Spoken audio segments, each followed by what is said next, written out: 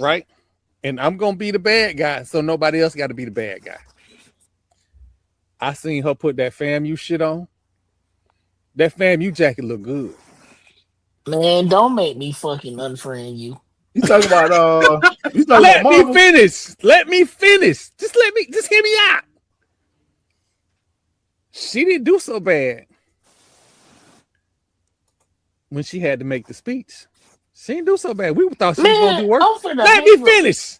Just let me finish. But the one thing we needed her to do, and if word on the street is that she was gonna do it after the classic, but she did what all of Rattler Nation begged her to do. She ain't farmed that shit out to nobody else to do it. She did it her goddamn self. She was the executioner for what FAMU Nation said we want done. She fired Cozy.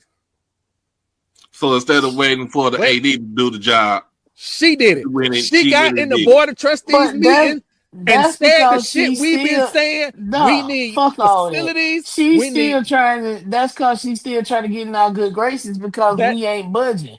If we told them when they stood on that goddamn call and said, Marvin, and we said, okay, you think you fucking funny, bitch. We hilarious. And we have been hilarious every motherfucking since. By hook or crook. If she doing what the fuck we ask her to do, by hook or crook. Fuck if she doing it to make us feel happy. Doing it. If she get me 91, if we got 91 PhDs, if she get $55 million, what the fuck? Okay, we don't like her, so to speak, but she doing the goddamn job. We complained that the fucking front porch was shitty. She took care of it. We gotta give her credit for it. I'm not giving her a motherfucking thing because she ain't supposed to be there. I mean, a lot of presidents ain't supposed to be there. Hell, Marcus Thompson wasn't supposed to be at Jackson State. He fucked himself up. And y'all gave that man hell. And y'all gave both of them hell until they either quit, got fired, or did something stupid. Oh no, they just did little baby.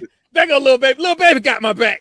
Little baby got my back. Look, I had your back on that one. I've been said that you can't. And this time she understood the assignment, and I've been saying it all season long. In all of my encouragements, I was like, "Hey, coach, look, we understand the situation, but if you don't win, understand you will be the sacrificial lamb." And guess what? He got sacrificed.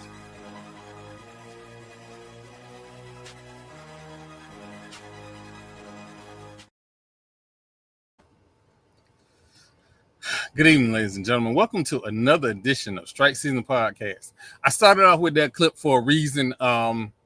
I think we left out some stuff because when you try and do YouTube clips, you want to get digestible content. So a couple things I wanted to leave out. The statement I made that President Marvel was saying what we've been saying we needed, facilities upgrade, NIL, those things are the things that we had said. So that was left out. Also, I want to clarify something. The article on fatmouthsports.net addressed the Board of Trustees meeting. My glasses look crooked. The Board of Trustees meeting on Thursday. I erroneously said that was about the coaching hire. That is about President Johnson's agenda, her action items. So it may very well be that we talk about coaching contracts. Coaching announcement may happen between now and then.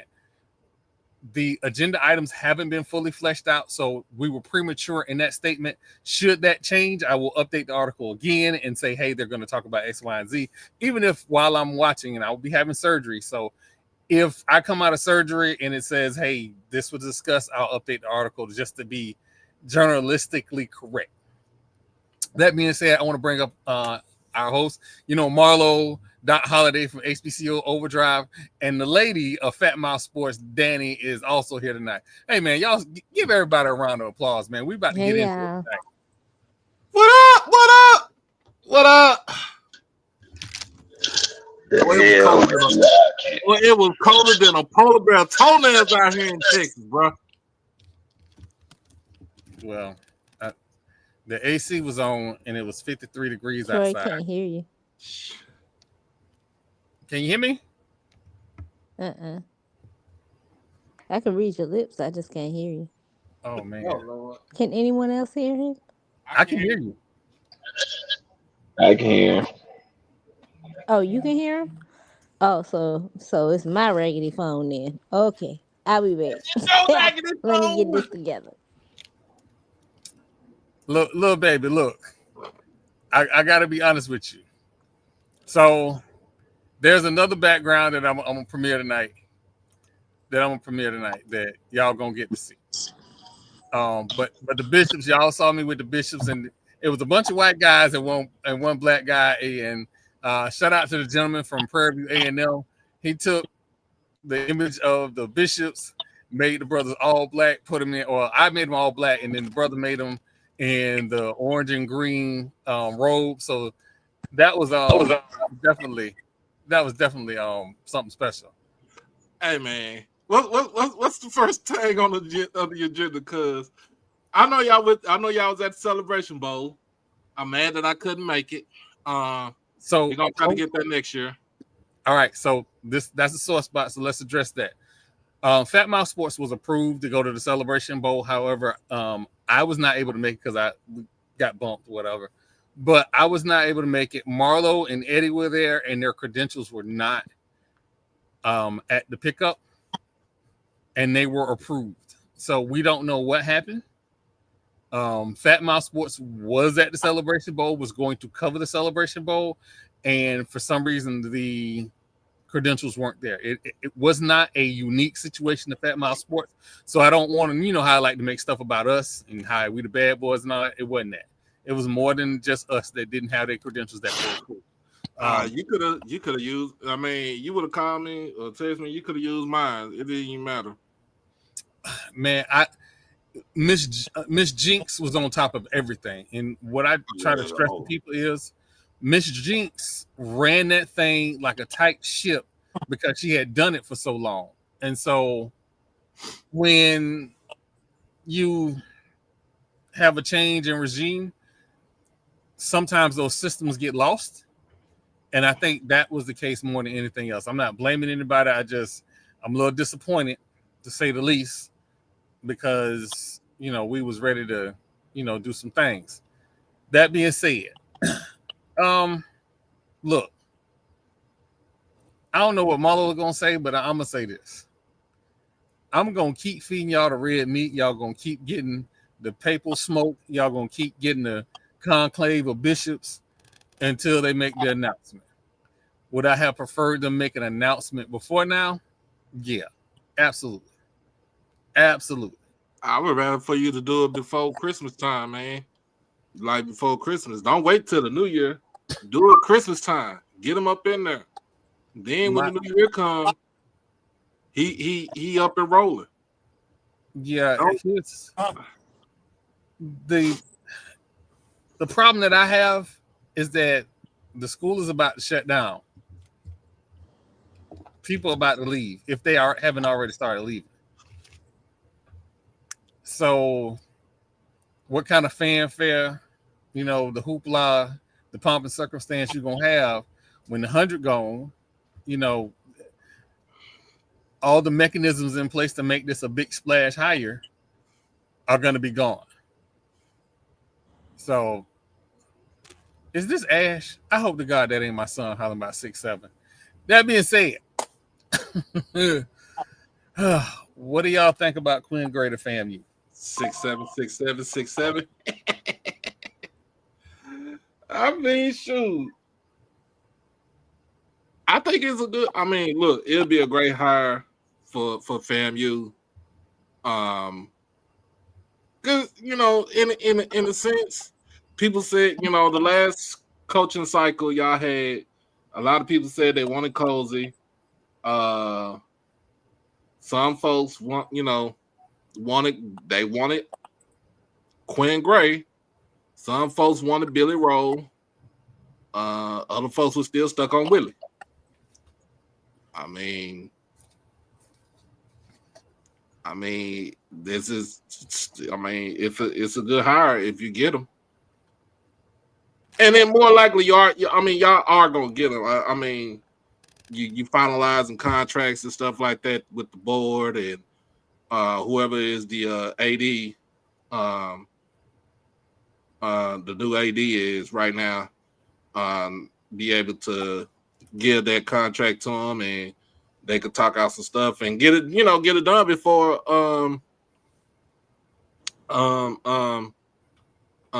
the portal opens up, officially open up, because it opens up January the 2nd. and a lot of people get confused because in season, if there's a coaching change, you get two different windows.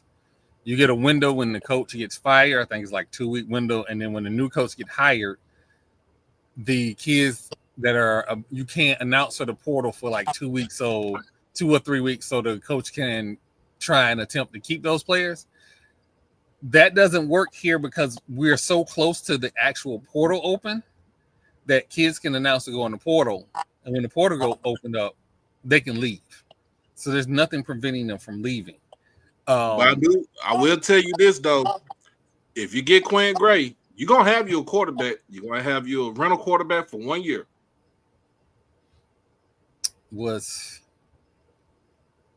I wonder, and again, we say all this knowing that this is still speculation.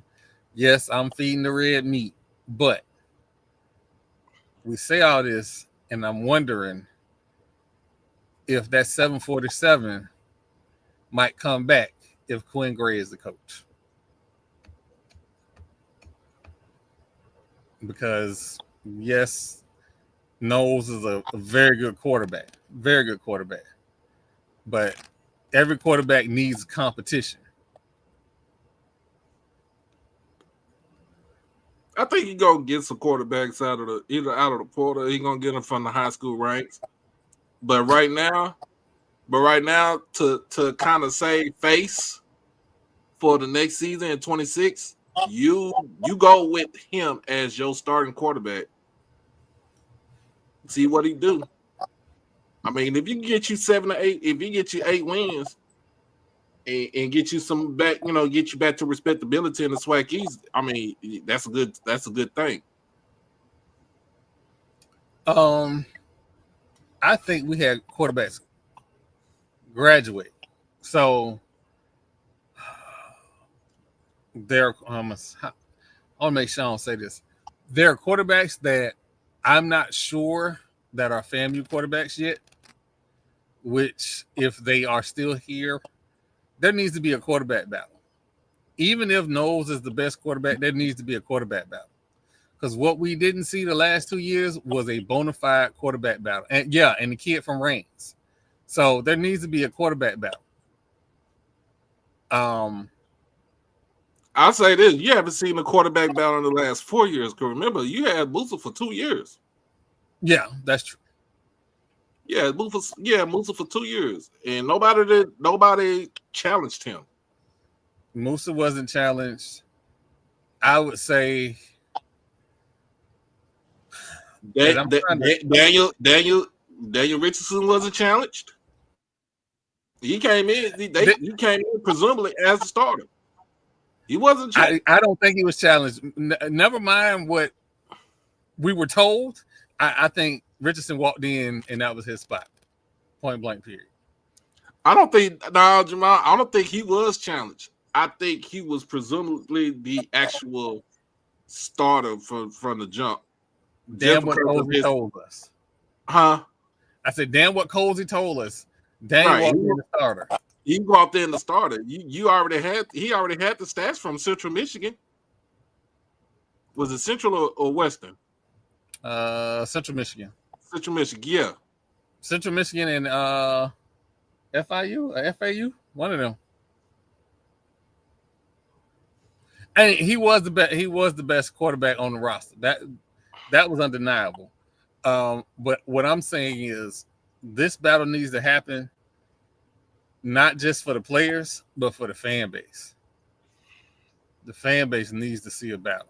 So, like this season, y'all didn't have. I mean, it wasn't no quarterback battle. Even if you had Jet Petty going after it, but to me, he already penciled.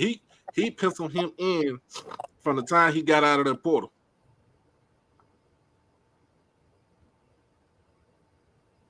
To me, in my opinion, he was already penciled in. I'm gonna leave he who must not be named out of a lot of this discussion. I Listen, don't see no we problem. already know this. But We already know I this. think Cozy hung his hat on him thinking he was smarter than the system, and it didn't work out in his favor.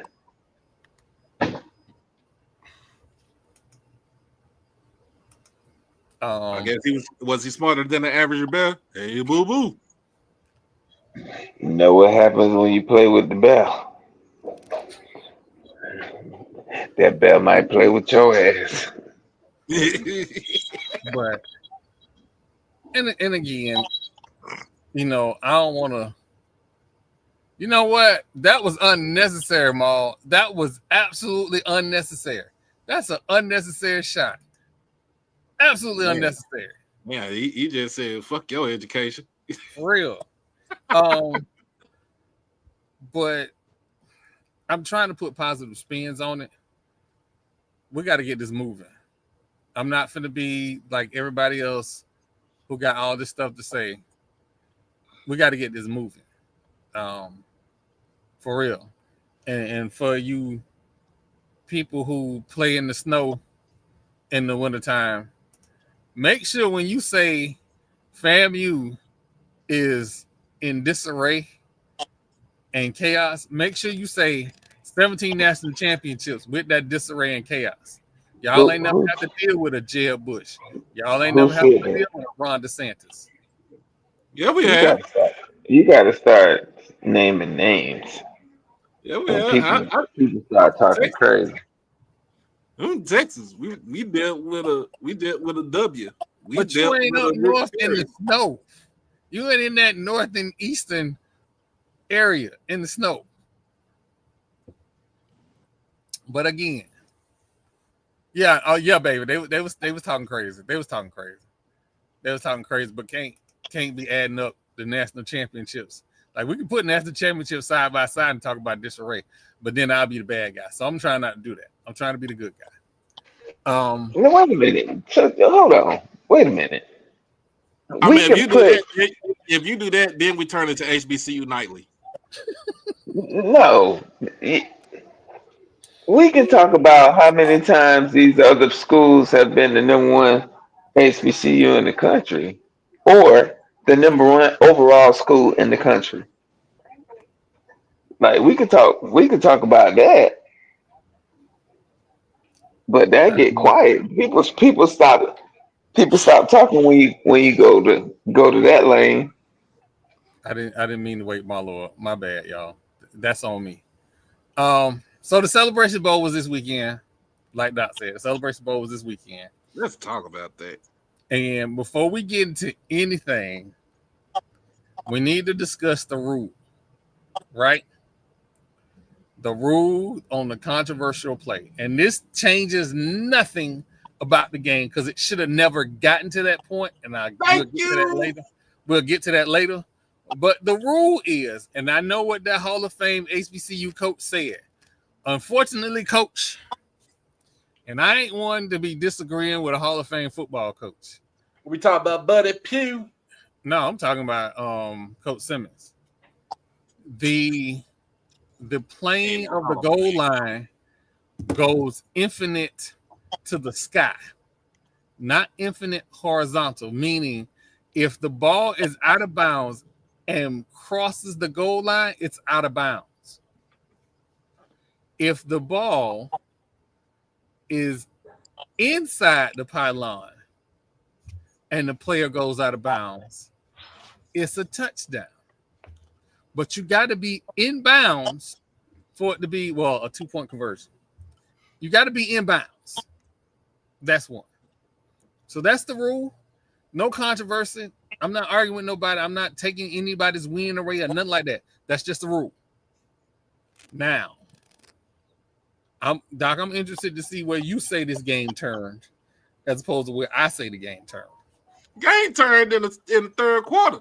Why the hell you gonna run a reverse and that shit got blown up and you fumbled the ball and they landed on the inside the 5-yard line? They was already in the red zone. Why? Look, Cam Peters was having a hell of a game in the first half. The man had over 200 yards passing in the first half already. Yeah, one receiver already had 100 yards in the first half already. Why change up your game plan? Both of them couldn't run the ball worth shit. They could not run the ball. They couldn't run the ball. Cam Peters was Mr. Everything, Mr. Do It All. He was the leading rusher on the team for Prairie View in the game.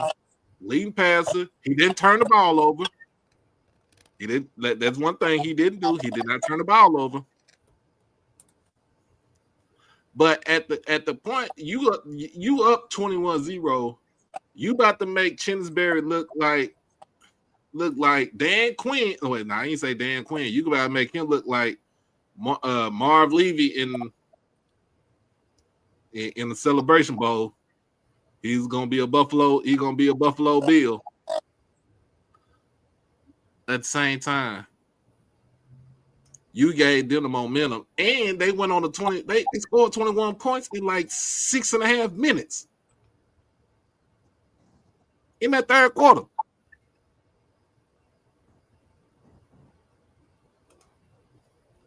You should never get. You should never gave the game away. They gave the game away. That also lets you know that. That also lets you know that Chitters actually made adjustments in the game. They made a halftime adjustment. Prairie View messed up the church's money. Prairie View had one job to do. You were up 21-0. Thank you. And went to overtime. You forgot everything you did to get up in that game. Instead of playing to kill that ant with a sledgehammer, you just played to try not to lose the game. And you lost. And then when they tied the game, so when South Carolina State tied the game, of course, Prairie View came with an equalizer in the toward the end of the third quarter because it was 28-21. And then in the fourth quarter, they just traded away. They just traded away scores. You don't put yourself in that situation where the other team comes back. I seen that this weekend in high school football. I seen that this weekend in high school football. When I'm telling you about high school football, I'm talking about between here in Texas, DeSoto versus South Lake Carroll. South Lake Carroll had the lead. You don't let them. You have to lead. You are the number one team in the state, the number 3 team in the nation. You don't let them come back. You kill them. Y'all are so amazing at your description of that national championship game. I'm gonna be very simplistic. I've been on this platform screaming for 2 years.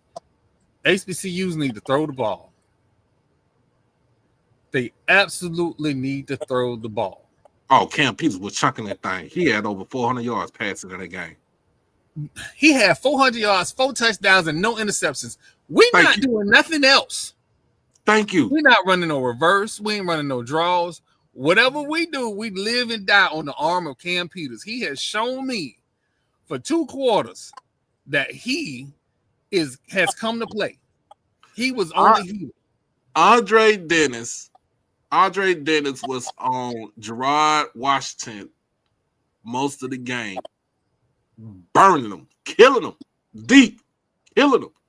Then turn around, Josiah Rockwell switched over to Gerard Washington. It was killing them. And he was the Aeneas Williams Award winner. Listen, EA. Oh, hold on, my bad. Thank you, Jared Watkins. Thank you for showing up, man. I appreciate you. What's up, cousin? We're not missing that. Stubblefield is a non-factor if you keep your foot on the gas. If it's a shootout between Stubblefield and Cam Peters based on what happened in the first half, yeah, we're finna run and shoot this thing. Houston Oilers versus the Detroit Lions. We're gonna see who gonna do what. May the best quarterback win. It should have never been taken out of the quarterback's hand. And I done heard all the stuff about people hollering about you need to limit Cam Peters' attempts, yada, yada, yada. That man was on fire. You don't know. My Twitter timeline was the first half was just me talking about that's how you win football games at HBCU. You throw the damn football.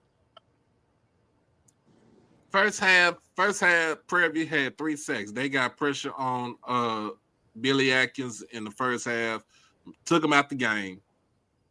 Second half, Ryan Stubblefield come. They only got 1 sack off of him, but they couldn't get no pressure. No, he was taking off. He was taking off. Yeah, but they couldn't run the ball though. Yeah, and that was my whole thing. Big plays are made in the passing game. Stubblefield could have ran around all he wanted to. Cam was making big strikes.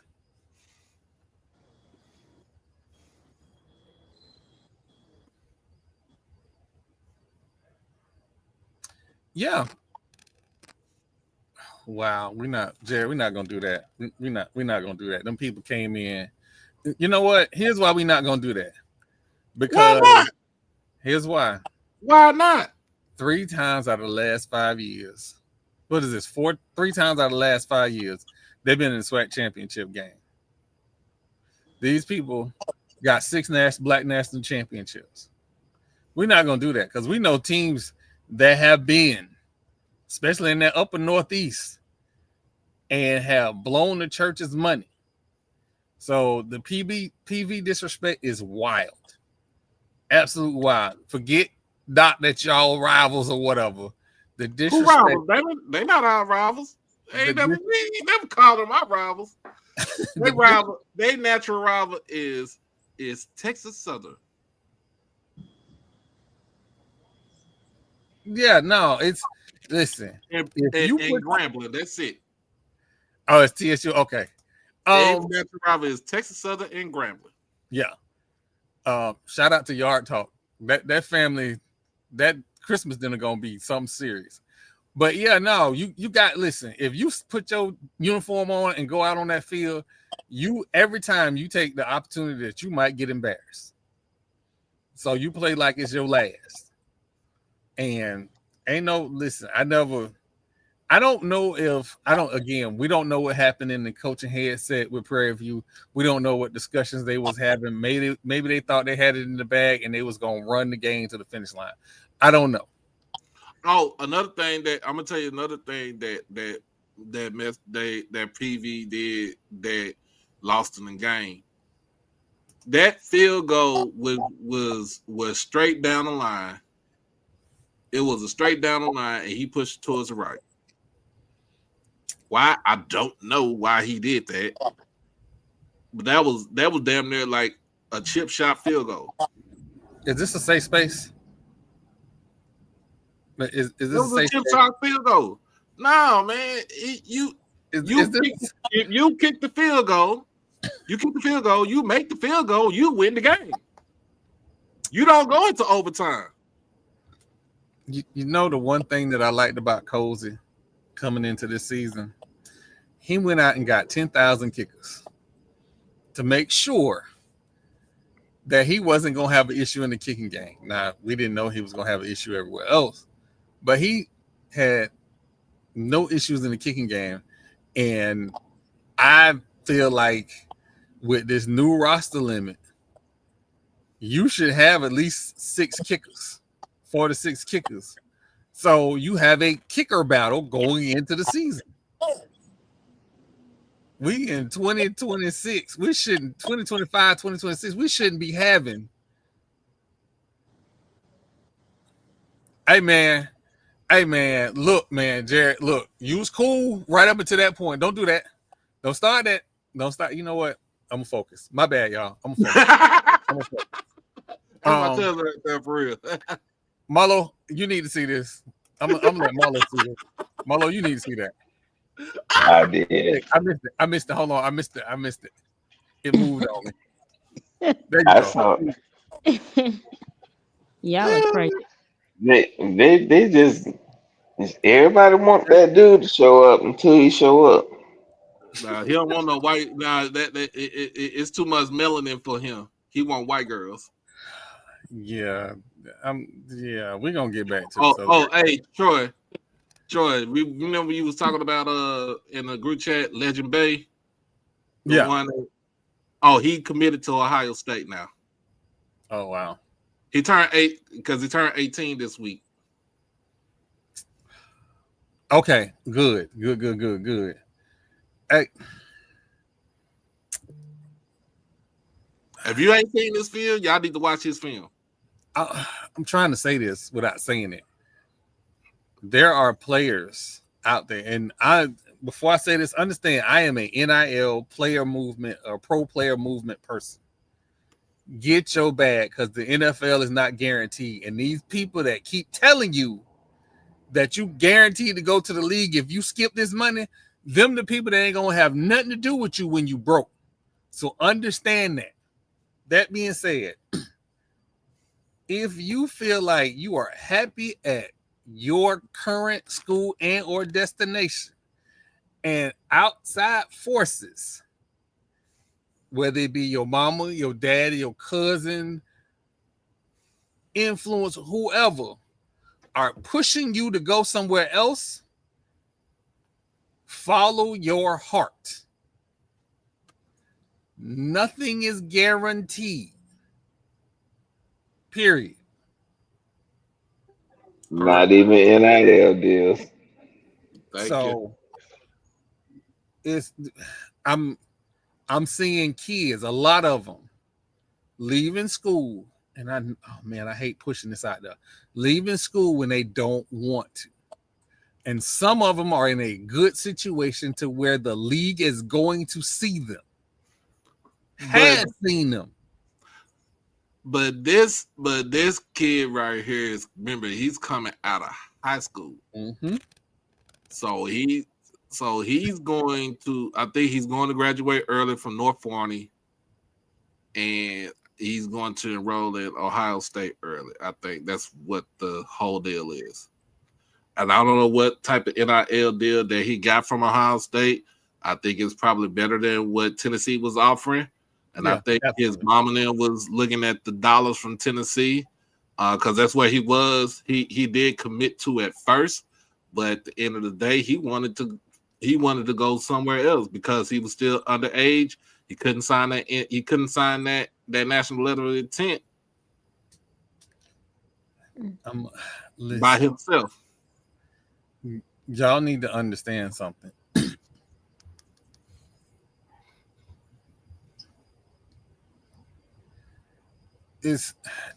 Y'all need to understand something, right? A few things. Jared touched on it, but we're gonna dig into this just a little bit, and then we're gonna move on. These institutions are doing two things. One, they are using NIL as negative recruiting to help them. What I mean by that is NIL, roster limits, all this stuff was put into place to make the landscape competitive. Well, not just that, but part of it was making the landscape competitive. What you didn't want is the Oklahoma, Alabama, whoever, to just hoard talent and not have to pay for it. Mm-hmm. Now you have to pay for talent, but the schools that can pay for talent, they are hoarding it. They are using NIL to hoard talent. So the trickle-down effect is that kid that probably would have played at the G5 school or the top FCS school, he is sitting at the P4 school or the A2 schools or A4 schools, just sitting there doing nothing because there's no room for him to get on the field. But for 1 year, he got a bag. Well, I'm gonna tell you this: this kid gonna get on the field. He's gonna get on the field. I wasn't specifically talking about him. Yeah, but if you pay attention to who I'm talking, you know who I'm talking about. Oh yeah, we talk about him. We're gonna talk about him too. Yeah, Texas Tech, man. Yeah, they gonna play. Texas Tech gonna pay players, but at the same time, they're gonna get on that field. Texas Tech ain't like other schools. No, Matt. Texas Tech ain't like one of them other schools. Texas Tech has a plan. They have a system in place. They have their coach says, "This is my schemes. These are the type of players that I need. These are the players. Go get." And their GM goes and hunts players to fit their system. And then, separate from the school, the third-party NIL collective goes and hunts those players too. So, Texas Tech ain't playing. We've been saying Texas schools was finna take off. Was finna take off. I just didn't know Texas Tech was going to surpass Texas. I couldn't see coming. Oh, but I saw that coming a mile away. Once you read about that, I knew they were going to overtake University of Texas. Even if Texas, University of Texas got the oil money, and then Texas A&M got oil money too. Texas Tech really ain't got oil money, but it's an engineering school. Mm-hmm. And then the reason that I go so hard about Fang Exchange and whatever your school collectives are, donate to your collectives. But I go so hard about Fang Exchange.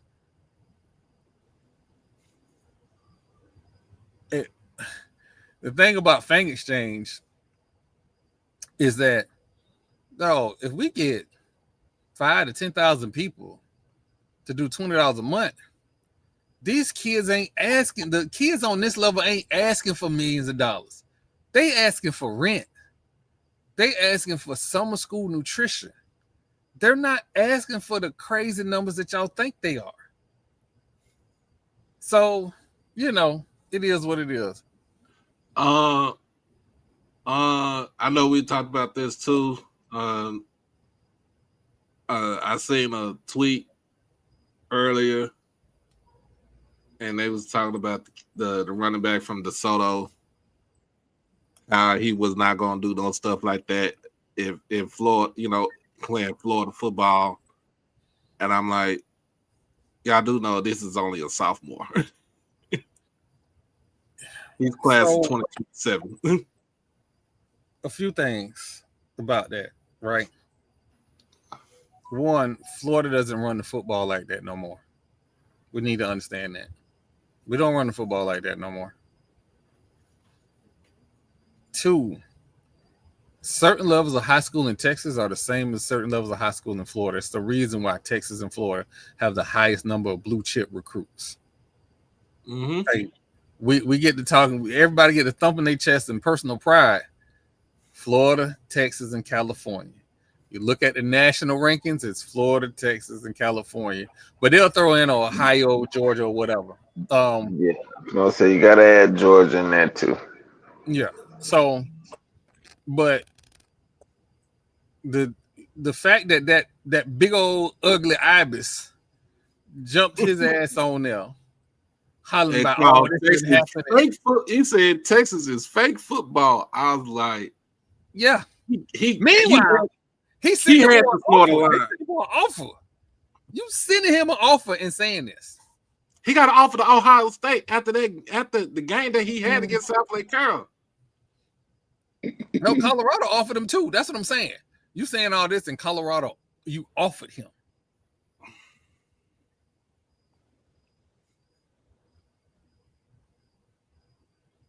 Pimp Shoes School.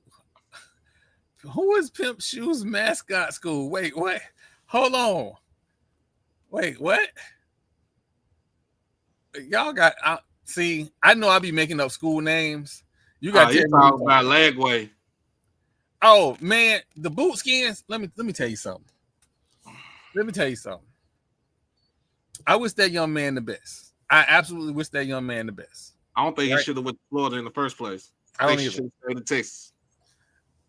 More so because if you commit to Florida, understand that if you're expecting to stay there 3 years, your coach only gonna be there for 2. Just get that through your head when you go. Florida don't tolerate them boot skins. Don't tolerate losing.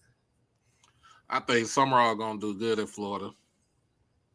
I hope not. I hope he Well, follow for his you, face.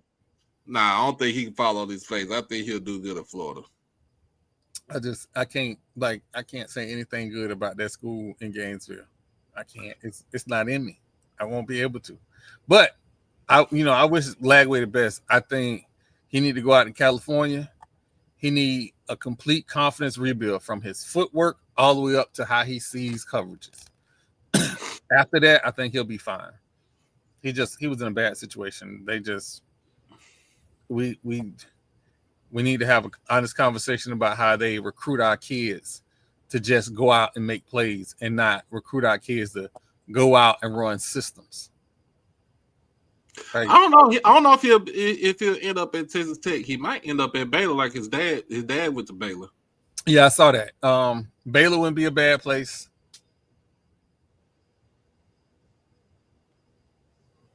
They got SMU. I don't know. Well, he'll be in a battle with Kevin Jennings, but I don't think he'll be the starter there. You can say Texas Tech. You can say Texas Tech, but he'll more likely he'll end up. If he go to Baylor, he's a legacy kid at Baylor. So that's why I look at it.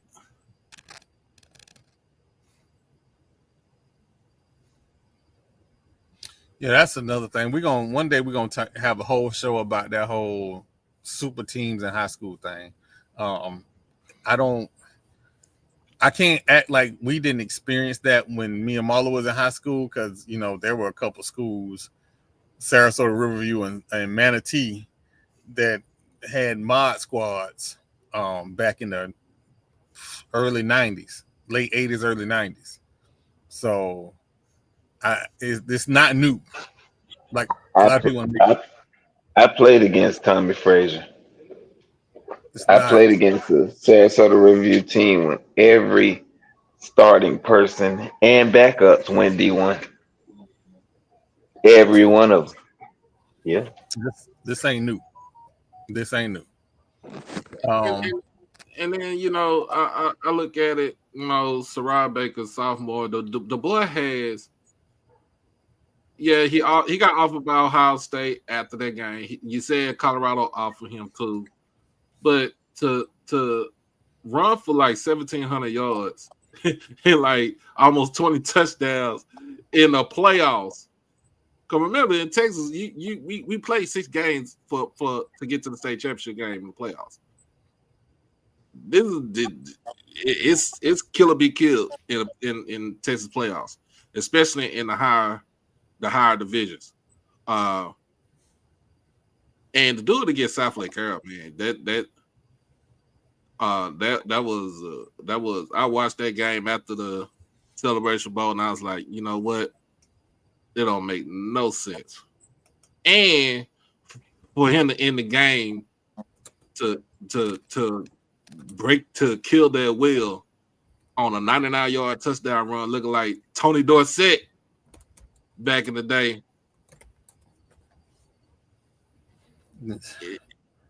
Hey, it don't get no better. I still don't like that school. I don't like it. I hate that green and gold. Ugh. Made me want to throw up. Fuck DeSoto.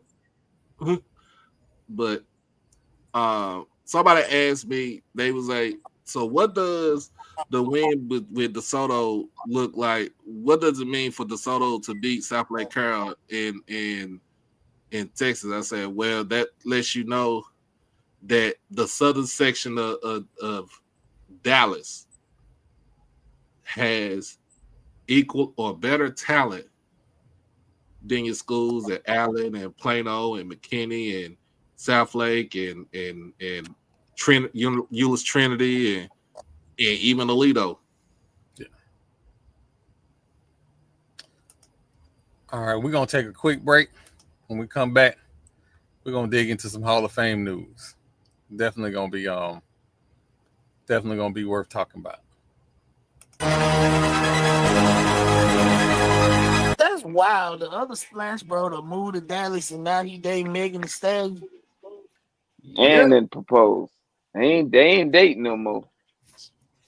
You know what, Marlo? I believe you right. Because he out here taking her fishing and shit. I'm not taking you fishing unless you special because you going to Oh, disturb me while I'm fishing.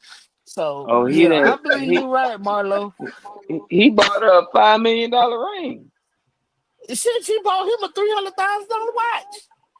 This is what I'm Hey. telling you. They ain't dating no more. Hey. They together. That shit is over with. Hey. Them young brothers really crashing out over her too. Bro, they God, man. they ain't never have a chance.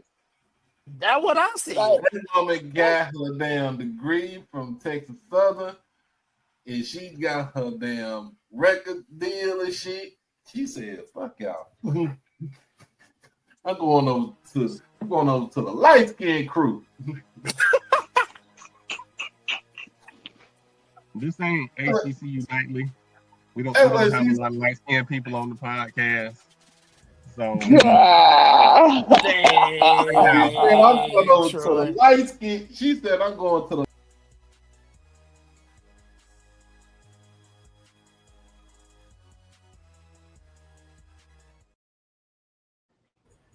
Shout out to Cooper Flag, aka Oak Cliff Coop. First youngest player to get 40 points in the game last night. He was hooping. Yeah. And they still lost. I was gonna go somewhere else, but since we talk about Dallas sports, so Dallas Cowboys this weekend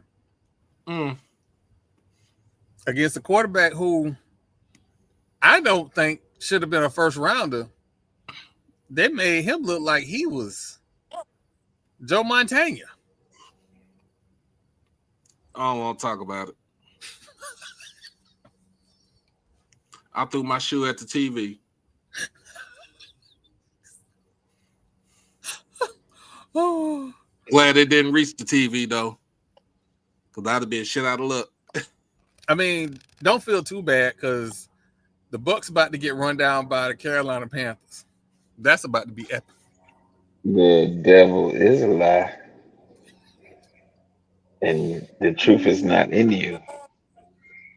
Marlo, what you said on Baker had? What you said he had? He had what, lofts? That's what you said he had? Yeah, fucking loft.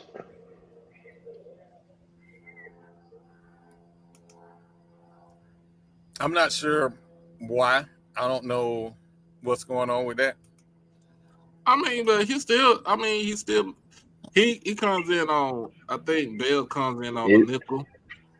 He's a nickel safety, so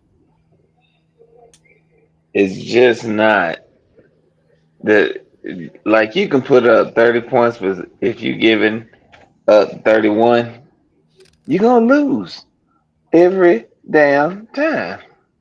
Yeah. So it ain't on Baker.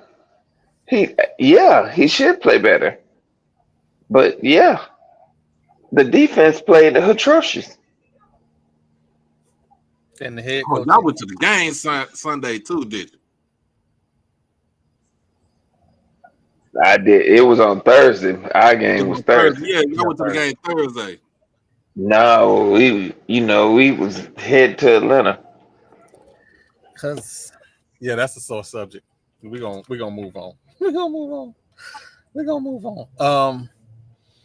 I will say Phillip Rivers playing in the NFL football game, looking like the player that ate Phillip Rivers. I expected that performance. I didn't expect him to go bombs over Baghdad. Y'all thought he was just going to get off the bus, not completely in shape.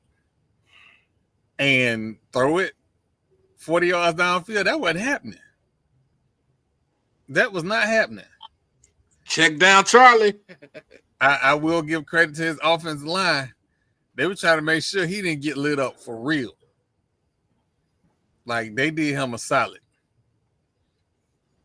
So, but also, y'all went and got 108-year-old Phillip Rivers, who should have been getting ready for his Hall of Fame speech at some point. I don't know when. Instead of picking up the phone and calling Cam.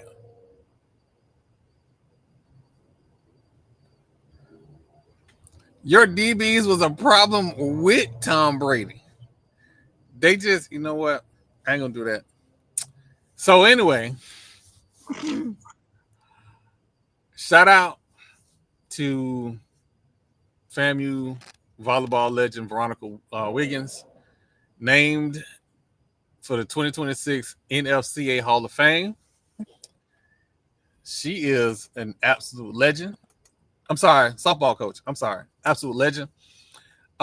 In her time at Florida A&M, she dominated MEAC in the 90s, winning championships, 13 MEAC championships in 93, 94, 95, 97, 98, 99, 2005, 2006, 2009, 2014, 2015, 2016, 2017, and made 8 tournament appearances in 99, 2005, 2006, 2009, 2014, 15, 16, and 17. Is that 14, 15? Wow. Wow. And the funny part is, I like FAMU softball when I was an undergrad. Mo, no. FAMU softball in undergrad was a sight to see. It's a beautiful thing. Absolutely beautiful. Yeah. I'm just going to say no comment.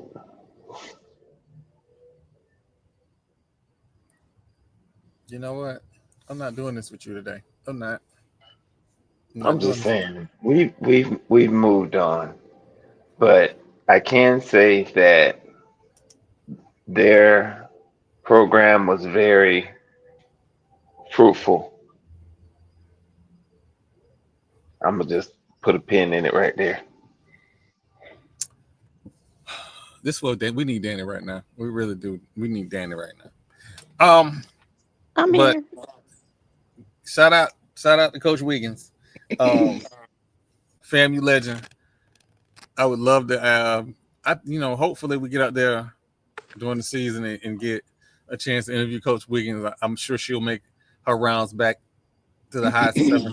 So hopefully we get a chance to interview her. But yeah, absolutely amazing. So we talked about some transfer portal stuff. A big name in HBCU land that is in the transfer portal is Andrew Body. And in a group chat, it was saying, likely landing places for him and good spots. Y'all know how much I love Florida State, right? Let him come over Little bit. Let him come over to on the other side of the game street. Nah. It's a lot of places I want to see him at. Don't go to Florida State right now. Just me. If I felt like he would develop and become a surefire, first, second round quarterback, I would be all for it. But right now, what I've seen from that staff, well, not that staff because it's a new staff, but that coach over the last 5 years, I haven't seen him be a developer of quarterbacks. His best season wasn't even a quarterback that he recruited. Willie Taggart recruited that man. So I'm not, I can't be a fan of him going to Florida State. Anywhere else? Yeah, but that happens a lot, right? Like that happens a lot where a coach leaves or a new coach comes in and they're successful, but that's somebody else's team. You're recruiting people. So, but you know, it is. I wish him the best. We're still gonna watch him. We're still gonna wherever he goes. We'll still end up seeing him play because he's that kind of guy. But I most certainly enjoyed watching him play HBCU football. And somebody put up in the chat that they got a cousin that wants to go to an SEC school. You try and talk to him about going to an HBCU school. Here's what you do: take him to an HBCU game. For sure. And don't just experience that. Don't just take him on Saturday. Don't take him to no Bethune-Cookman game because we are not trying to turn these kids off from that experience. Lord. Every week.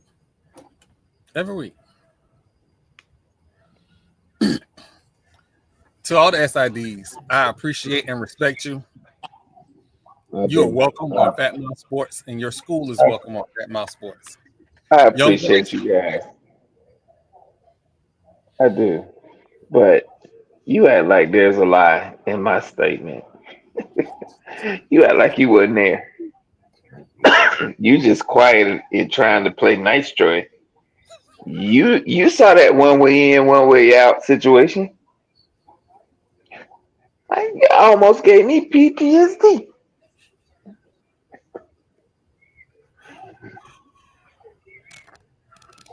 And that, ladies and gentlemen, is Marlo's weekly beat up on BCU moment. I got some more, but I digress. No, we don't, Matt. We do not. Quit trying to egg him on. Let it go. Oh my God. All right. So we are in the midst of full-blown HBCU basketball season. So, and I'm going to start with the men's. And we're going to go to the HBCU AC. Right now, Stillman right now is 6-6 overall. And again, 6-6 overall, 4-0 in the conference. Talladega is, and this is the East. I'm sorry. Talladega is 3-1. Voorhees is 2-2. Wilberforce is 2-2. Oakwood is 2-2. Rust is 1-3. And then Fisk is having a difficult time at 0-4.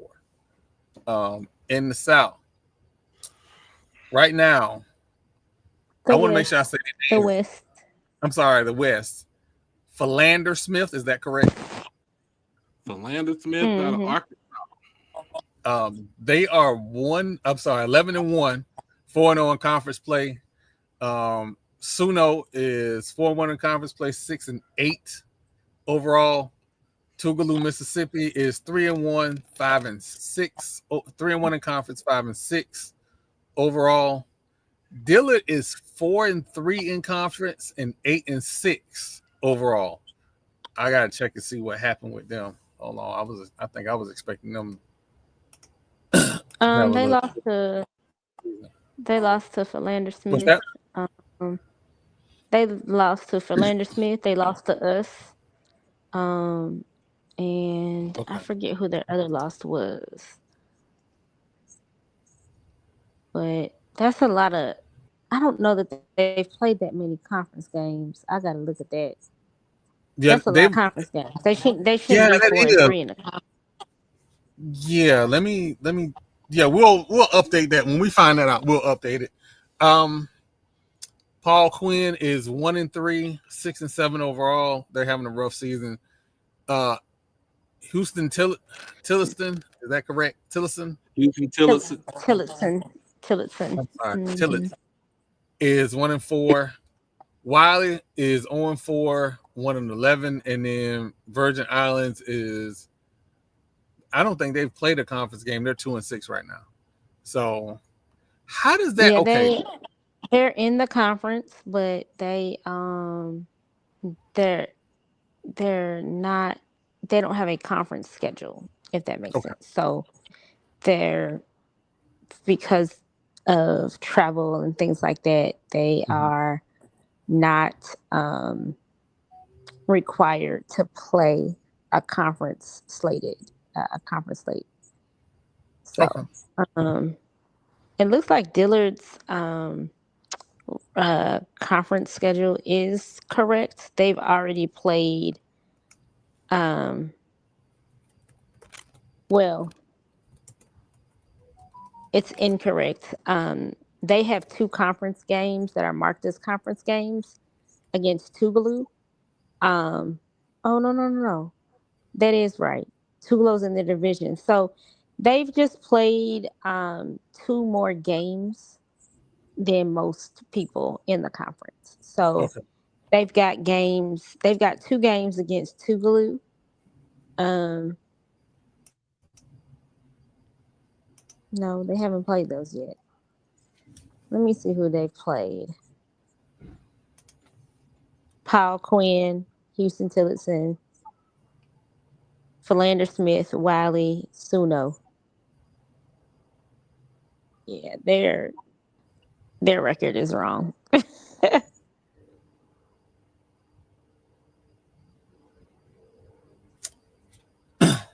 Well, we'll reach out to the AC staff and try to get a correct record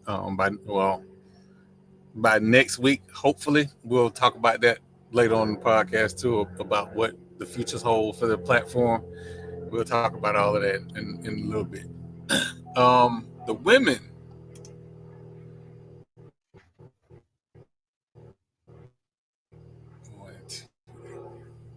Oh, I like I the see what happened with I HBCU see what AC happened. website. It's all fancy. Oh, thank you. We trying. I see what happened with them. They got games against um who is this?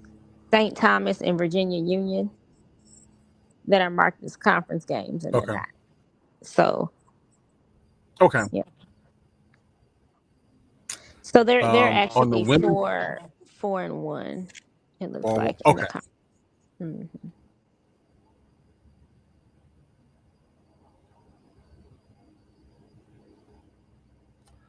Oh, we listen. We're gonna talk about all of that in a little while because I'm gonna allow Marlo to have his crash out moment. On the women's side of the UA, the HBCU AC in the East Division, Oakwood is 4-0 in the conference.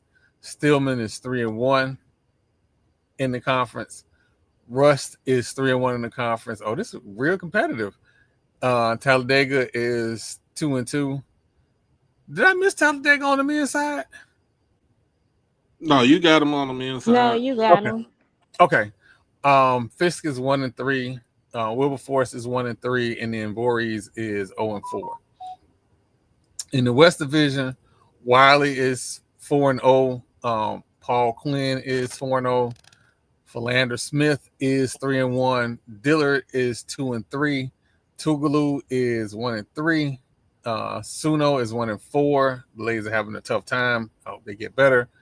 Virgin Islands again 0-4. And then Houston Tillotson is 0-4. This is actually looking at this. This is a very competitive. The women's side is more competitive. Yeah, the West is competitive on the women's side. Actually, it's both. If you look at the men's side, I know Philander Smith is standing out, but they're getting played very hard. And so the records don't always indicate the competitive nature of these teams.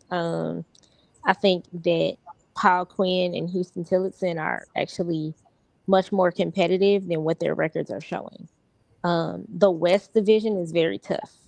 You've got Tougaloo, Philander Smith, Wiley, Suno, Dillard, Paul Quinn, and Houston Tillotson in that division.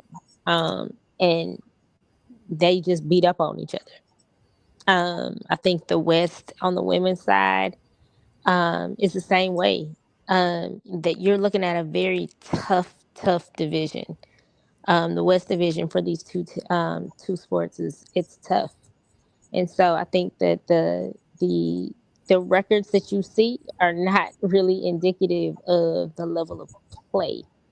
For instance, Suno has struggled the last two games in the conference, but um, their losses, except for two, or I'm sorry, except for one, they've been very close. I mean, they lost by 2 points, 3 points, and so you're looking at a tough division. The West Division in our conference is insanely tough.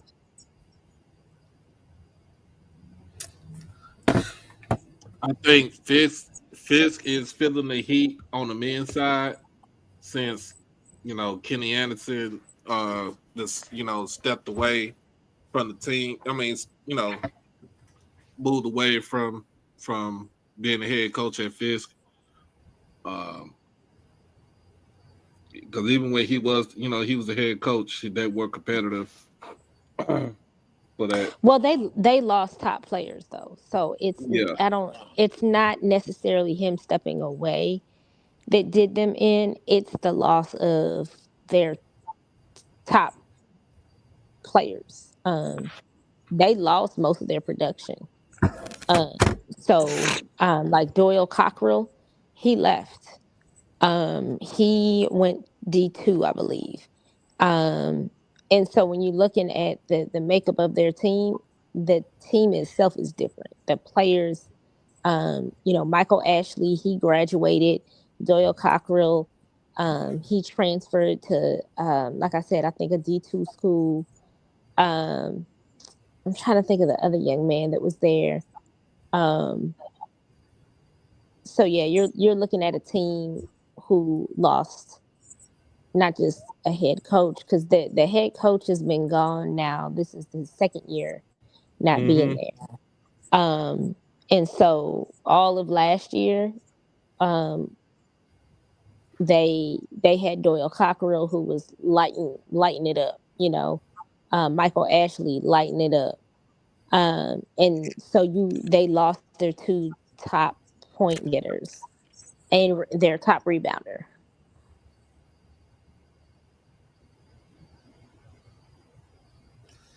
Oh man. All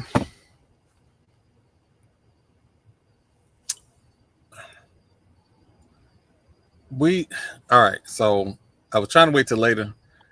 It is our goal to make a pop in to everybody conference at some point this season when it comes to basketball, softball, baseball.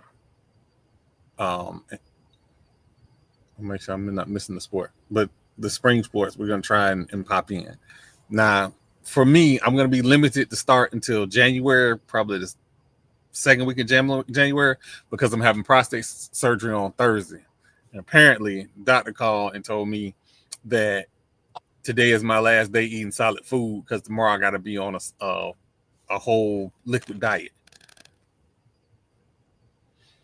I don't know how I feel about that, but I got to do it. So you're gonna have real clean colon. Oh, they want me to do the whole enema and laxative thing, the whole 9 yards. They want me to be completely cleaned out. Oh yeah, that's what they do. They gonna clean you out real good. As long as I can drink on New Year's Day, I'm cool. Goodbye, Troy.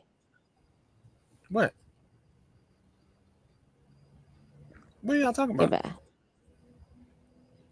I got a whole 2 weeks, 3 weeks to recover And because we have New Year's brunch at my cousin's house. So on New Year's Day, we go over. Normally, it's just a continuation of the night before, but we go to my cousin's house and we have breakfast, a brunch, and we have drinks.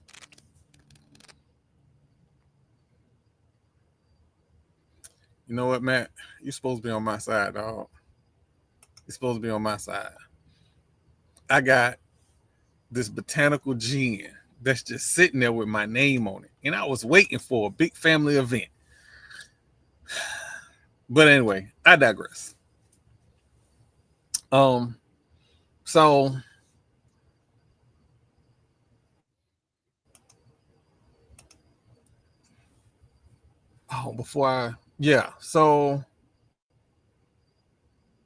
real quick, we don't talk about them enough. Florida Memorial in conference right now, and they play in the Sun Conference. Florida Memorial is an NAIA school. They are the only NAIA sports school that's an HBCU that's not in the HBCU AC, correct? No. So we have 22 HBCUs in the NAIA and 15 are in the HBCU AC. So like Florida Memorial, Langston, Xavier, I'm trying to think of other schools. I'm drawing a blank. Oh my gosh, that's so bad. Lord, I'm trying to complete blank. How I'm only naming 3 that aren't. Golly, I used to know these like just like the back of my hand, and now I can't remember. It's okay. I need to go back. Yeah, it's okay. Arkansas Baptist is another HBCU. Harris Stowe, Jarvis Christian, Langston, Morris College. They're in South Carolina. Is Barbara Scotia? No, they're not NAIA, is it? They're not NAIA. No, and Texas College. Yeah, Texas College. Mm-hmm. So those are the schools. So you've got Xavier, Texas College. Who else did I say? Say Xavier, Texas College, Jarvis Christian, Morris College, Jarvis Christian, Langston, Harris Stowe, and Arkansas Baptist. So those are the Florida Memorial. Those are the 7 that are not in the HBCUAC. And to be clear, the head coach at Langston, I'm still trying to figure out why he not at a Division I HBCU, but I'm not gonna kick that dirt up. Well, they tied at 6-1 right now in the Sooner Athletic Conference. They 10-2 overall. In other words, they still doing the same thing they were doing last year. In the last couple. And then Florida Memorial. Florida Memorial is 2-1 in conference, 6-3 overall. They're in 4th place in conference. So, and you know what? I'm sorry, SAI. You know what? CIAA. I apologize, y'all. I didn't add this to the rundown because I forgot. My apologies. They were on my list, but I forgot to add it to the actual slate. So the standings for the CIAA right now, Virginia Union is 1-0, and realize they are just getting into conference play. So Virginia Union is 10-1 overall, 1-0 in conference. Lincoln is 3-6 overall, 1-0 in conference. Bluefield State is 2-1 in conference, 3-8 overall. Bowie State, and this is in the Northern Division, by the way. Bowie State is 1-1 and 3-9 overall. Virginia State is 1-2 and 5-7 overall. Elizabeth City State is 1-2 in conference, 1-7 overall. In the Southern Division, Claflin, which when we went up to Orangeburg, South Carolina for a friend's funeral, was the first time that I had ever seen Claflin, by the way. Claflin is 3-0 in conference, 64 overall. Winston-Salem State is 1-1 in conference, 3-5 overall. Shaw is 1-2, 8-2 overall. Fayetteville State is 1-2, 5-5 overall. Livingstone is 0-2 in conference, 5-6 overall. And John C. Smith is 0-0 in conference and 2-3 overall. Not sure what that's about, but okay. Didn't they have some changes there, Livingstone? I think they did. I believe they did. And that was just recent, too. Yeah, I feel like there's some stuff going on there. So West Virginia State is 4-5 right overall and 1-3. They are in the what's the name of the conference? I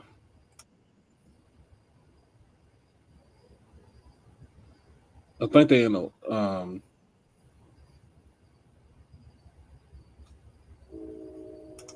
name of the conference.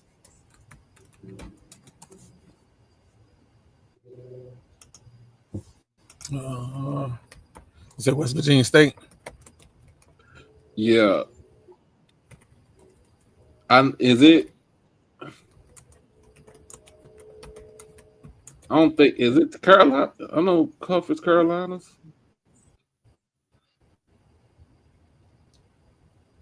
They're in the Mountain East Conference. Mountain East Conference, MEC. yeah, Mountain East Conference, yeah. That's the other school. And then Lincoln, Missouri is in forgot the name of the conference that they in. I think Lincoln, Missouri is in the Great Lakes.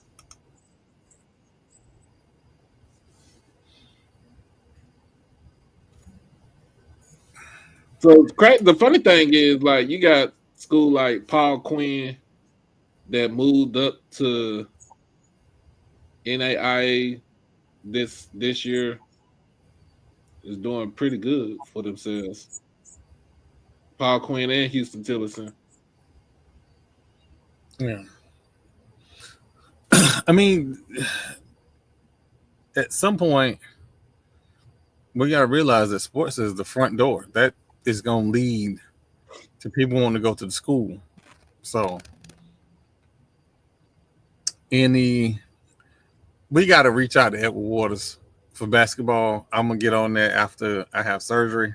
So, SIDs, be on the lookout, and we know who to contact at Edward Waters. But in the SAIC, Clark Atlanta in the East Division is 4-2 in conference, 6-3 overall. They got it broke out into divisions, by the way. 4-2 in conference, 5-3 overall, 1-0 in division. Y'all deep with it. Edward Waters is 4-2 in conference, 6-4 overall, 0-1 in division. Morehouse is 4-3 in the conference, 4-5 overall, 1-0 in the division. Benedict is 3-3, 3-3 overall, and 0 in the division. Y'all can make this any less confusing. Savannah State is 3-3 in the conference, 2-5 overall, and then 2-2 in the division. Albany State is 2-2 in conference, 2-5 overall, and 2-2 in the division. Fort Valley State is 1-4 in the conference, 2-4 overall, and 0 in the division. And then Allen Unified 0-6 in conference, 1-7 overall, 0 in the division. In the West Division, Miles College looks like to be the class of the conference right now. They're 5-0. Well, them in Tuskegee. They're 5-0 in the conference, 7-0 overall, and they have no conference games for some reason. Tuskegee is 5-0 overall, 6-2 in conference, 0 games in the division. And I'm gonna hold off on doing this whole SAIC thing. I'm a little unsure of these data points, so I'm gonna hold off on that. And as a matter of fact, the whole SWAC and MEAC, let's be honest, with the exception of some upsets. Well, I don't know if Alabama A&M is an upset over North Alabama, but Alabama A&M beat North Alabama. All right, Matt. Yes, me and Marlo will make the trip to the beach on January the 3rd. And then I'm going to head to Buc-ee's so I can get me a crawfish stuffed chicken and get another lobster stuffed chicken. It's in the frozen section. I'm telling you, got to put it on the grill. It's amazing. It is amazing. But yes, we will be going to Cookman. Marlo, do you have anything to say about the trip to Cookman?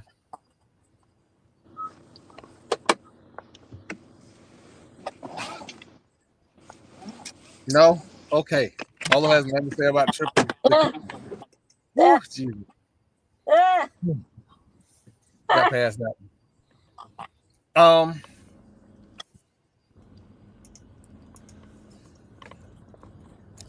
So, Matt, I had that brisket burrito. I had a brisket burrito, and before I was diagnosed with diabetes, I made a trip around their little bakery section too. Can't do that no more.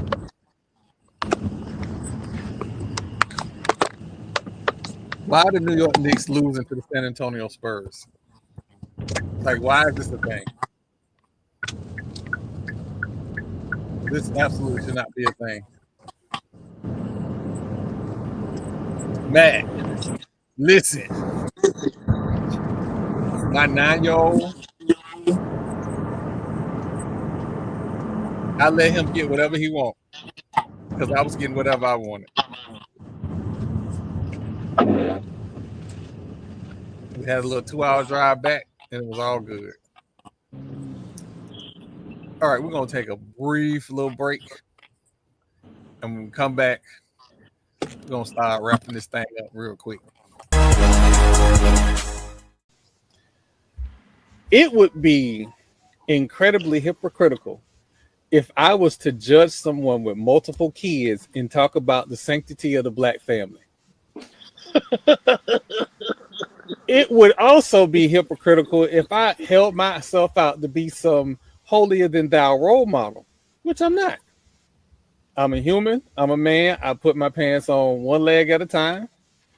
If I see a K-Lease video on Instagram, I'm going to get in trouble. Oh, Lord. I am human. I am not holding myself out to be something that I'm not.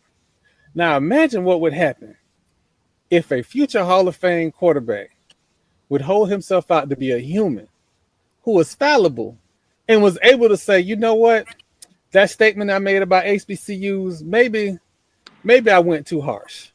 Maybe I went too far. Because the importance of understanding the God in you is that sometimes you can be wrong. You are fallible. Accountability is saying, I fucked up. Forgive me.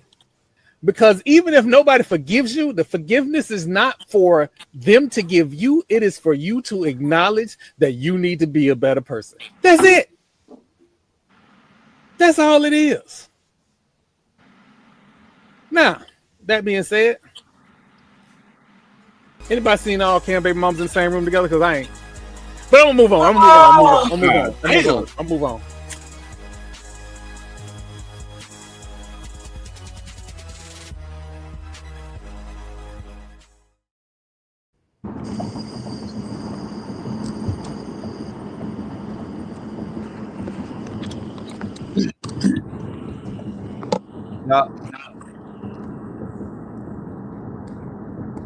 Yeah.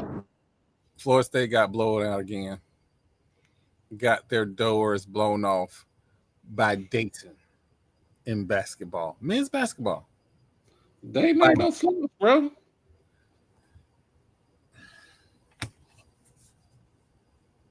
They ain't no slouch.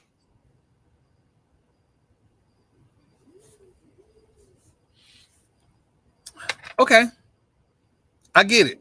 Dayton ain't no slouch. You playing the ACC. Conference schedule is coming up. You're getting blown out by almost 30 to Dayton.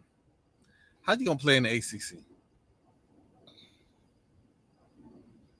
Dayton is a Atlantic 10 school, so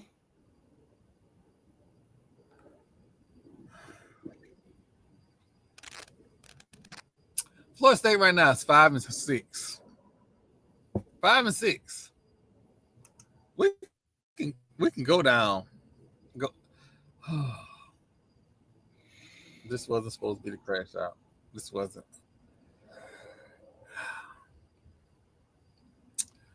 All right. So this is I'm going down the schedule, right? This is who they've played this regular season so far. They played Alcorn State. Alcorn State. They won 108-76. They played Alabama State 101-64. They lost to Florida. This is what made me believe they might have a chance, some talent. They lost to Florida by 2, and I watched that whole game, and I was almost believing. They beat UT Martin 87-73. They beat Georgia Southern 98-72. They beat Bakersfield 89-59. They lost to Texas A&M 95-59. They lost to Georgia 107-73.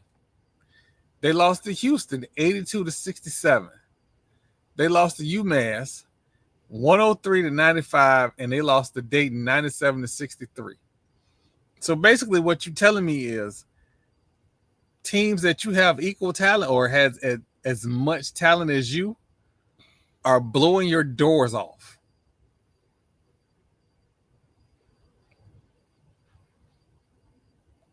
I had concerns about this hire. And I know what the recruiting class is for next year. Can you keep that class losing like this?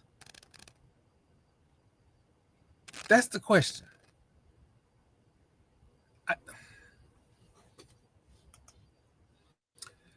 Let's look at the roster size.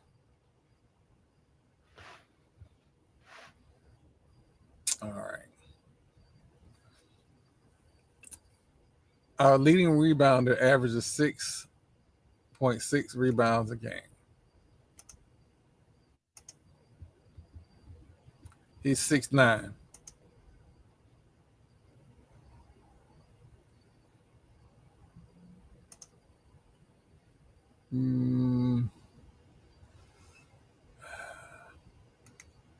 Robert McCray is our leading guard with 14.8 points a game. I'm just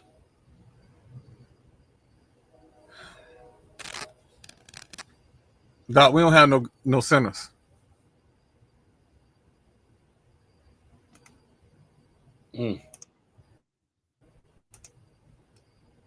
Sound like a personal problem right there, huh?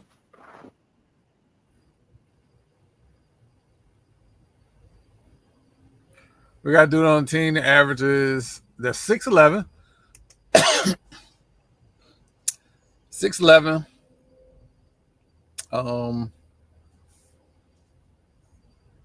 He's a transfer from UMass.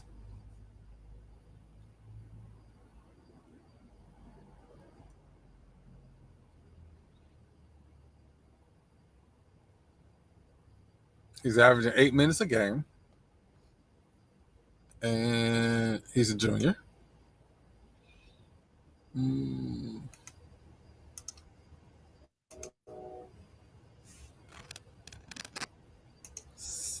And I'm just looking for somebody that look like they can grab some rebounds. And this ain't an indictment on the players at all. I do not blame the players at all. You know what? We're going to change this whole subject because the more I look at these stats, it's just going to get worse. The men's program should not look like that at Florida State. It shouldn't. This, like, Doc trying to give grace. That's Dayton. You Florida State. You shouldn't get blown out. Blown out?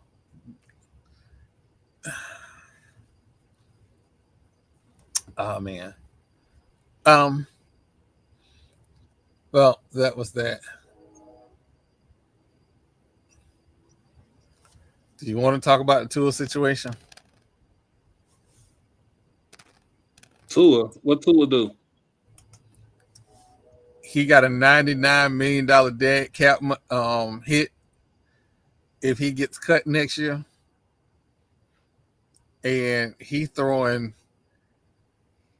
the most spectacularly slow interception yesterday.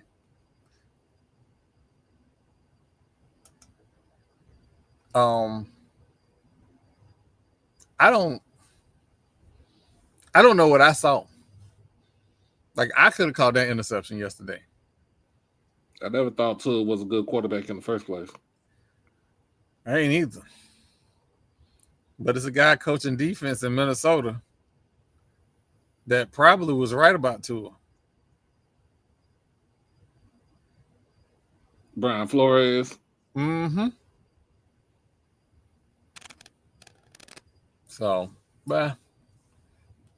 Come on, Knicks, make it look respectable. Wait, let me turn on Prime Video because this is.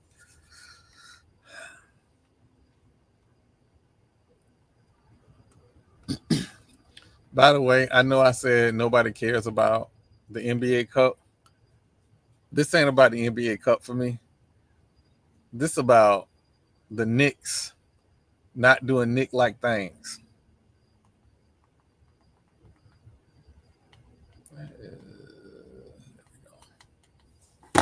So.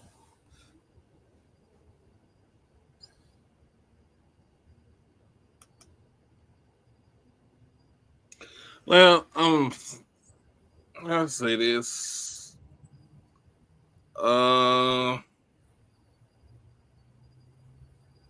Terrence Bud Crawford retires undefeated today. Put in his retirement papers. You know, is he gonna actually retire? Because you know, boxers retire and then that money show up and they like, well, I can give it one more go round. I think he retired. I think he's retired. I think best boxer right now, pound for pound. No, we ain't got to that yet. Oh, ACC football schedule. Let's talk about that, man. Look, we a lot of teams right now putting out their schedules for 2026. I wish the SWAC would do that right now, but they trying to finalize a lot of things. But I've seen the CAA, Hampton put their schedule out.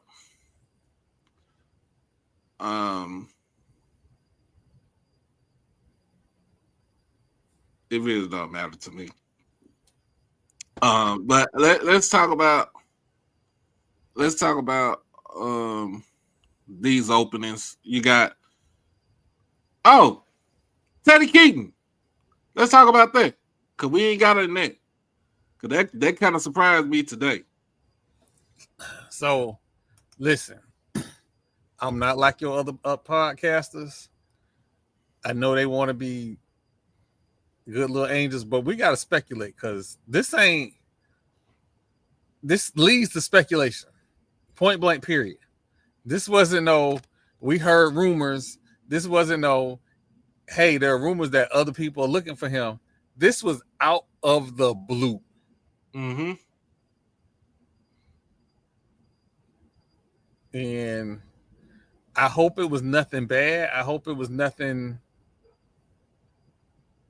serious.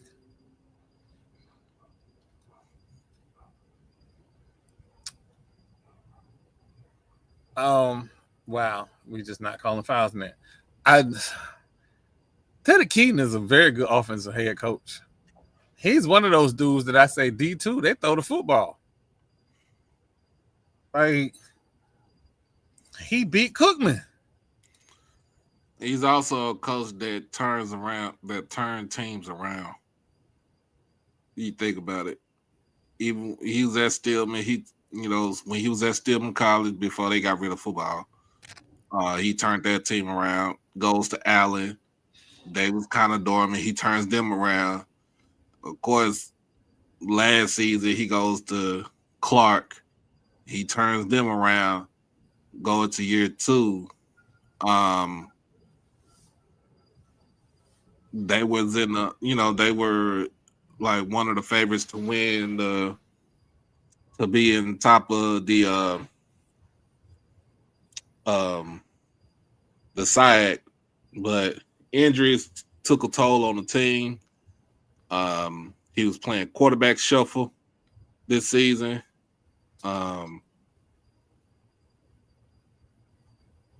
They didn't end the season well. I don't know if this, I don't know if he's leaving the school on his own volition or he's been let go. But like I said, it's speculation. I think, and if you see the letter,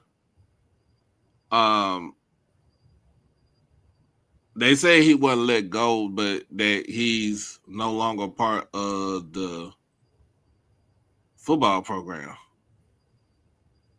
Sometimes they'd say, yeah, that means that he was fired, or maybe he's leaving on his own, his own free will. And look at that other job. But look, let's talk about the jobs that's open right now. Bowie State is open. Savannah State is open.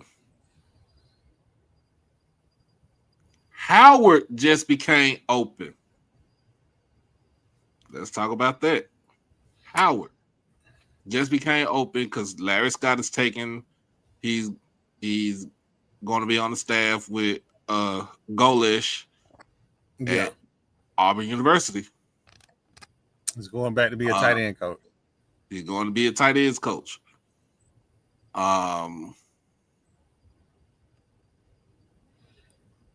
Let's see. Now you got Clark Atlanta that's opened up. Morehouse. They just fired Terrence Mathis last week. I don't know what happened, but they just let him go. Morehouse is open. Albany State, it was open, but I think they put an interim tag on for the head coach position right now. So I think the running backs coach is the interim head coach for Albany State. Yeah, you keep continuity in that program. So just so everybody know, he was recruiting for Albany State this entire time before Albany State made their announcement.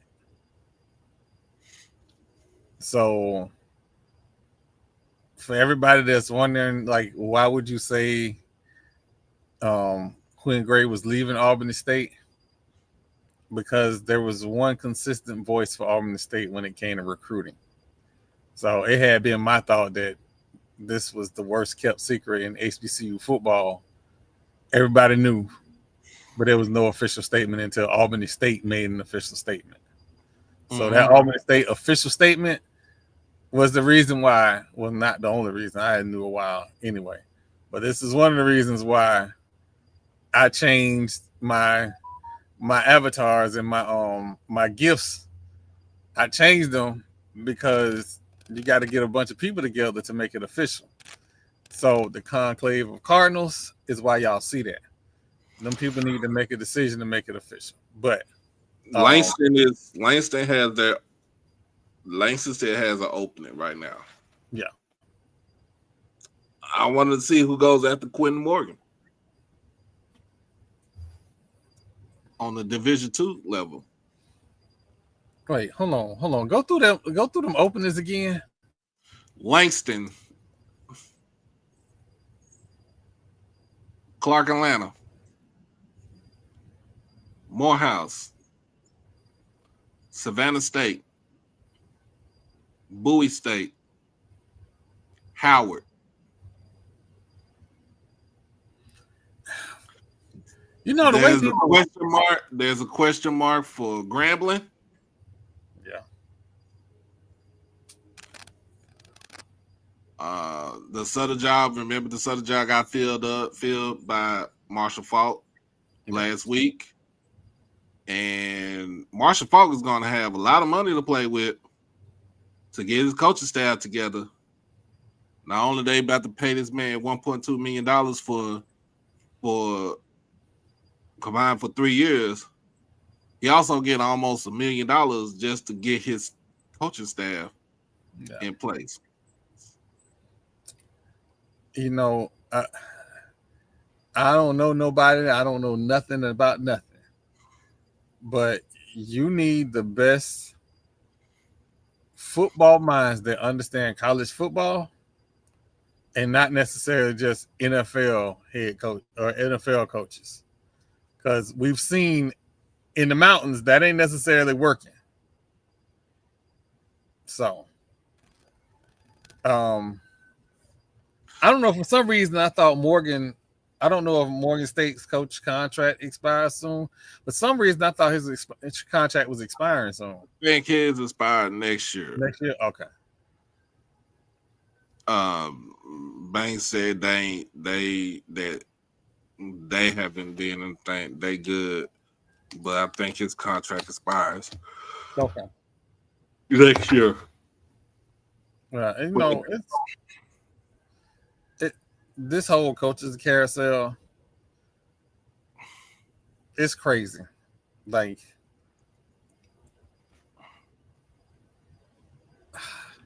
so listen, look, baby, look. Oh my God, you finna make me say something nice about that school. Look, I'm gonna say this. When Woody got there, Woody had to take care of the APR. And so he got the APR taken care of. When he finally got it taken care of, the team got better because they had more practice time. So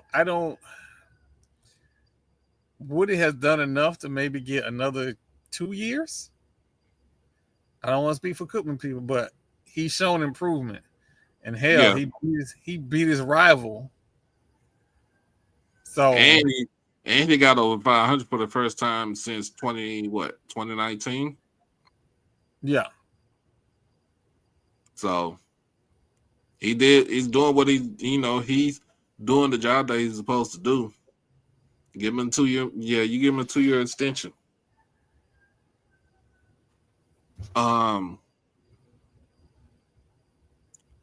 That Howard job.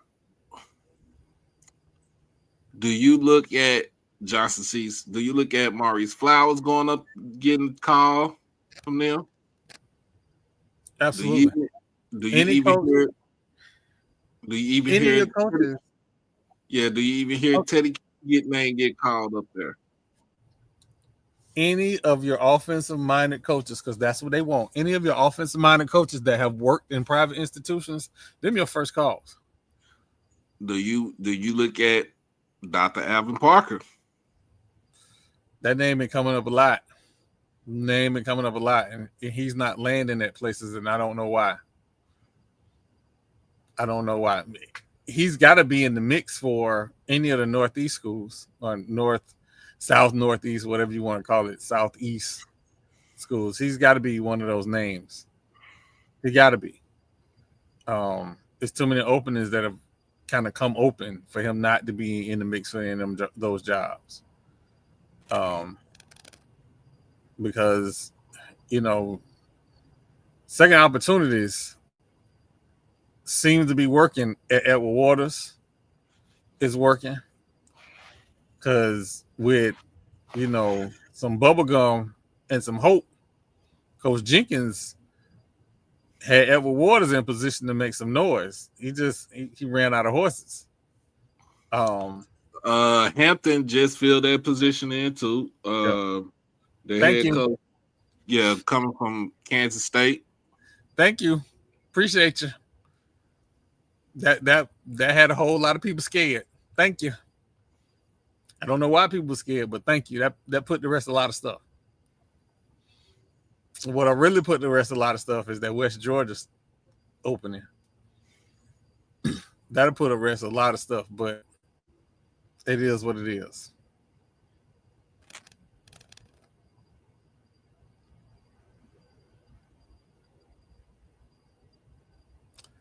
Listen, you finna make me say something nice about Dooley. And I think Dooley is cool. Dooley coached his way around a quarterback who was determined to throw interceptions. And did a very good job with that kid early in the season. So I take my hats off to Dooley. Absolutely take my hats off to Dooley. But I think I want to make sure we hit everything. Knicks, what are you doing? What are we doing? And if y'all think Andrew about to go on P4, he's not going P4. Look for him to go G5. Look for him to either come back home to Texas or, like I said, go up the road to Birmingham or. Based on what I'm going to tell you, based on what I was told, there's a component that needs to be added because he still needs some work done on his shoulder. He's going to need to be at a program that their athletics are mixed in or has a close relationship with their medical school. So the reason that Florida State became one of those places to talk about is because the athletic program and the medical school are simpatico in a sense where they have some very good doctors that work in the medical school and work for the soon to be hospital. So they can repair. I don't want to speak out of turn because if I go too far, I say too much. But they have the ability to repair his injured shoulder. I don't know if Willie got a QB. I honestly don't know. But here's the thing with Willie. Willie quarterbacks are a little different than Andrew Body. Just a little bit. Willie prefers them just a slight bit taller. But he might do well down there. He do well down there, and we can get Willie in Tallahassee. That'd be great. It might not happen, but that'd be great. So I want Andrew Butler to be in the best position.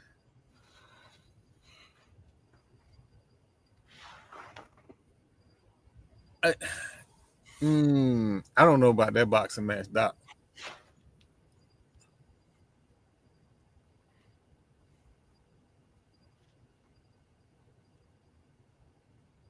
I don't know about that one.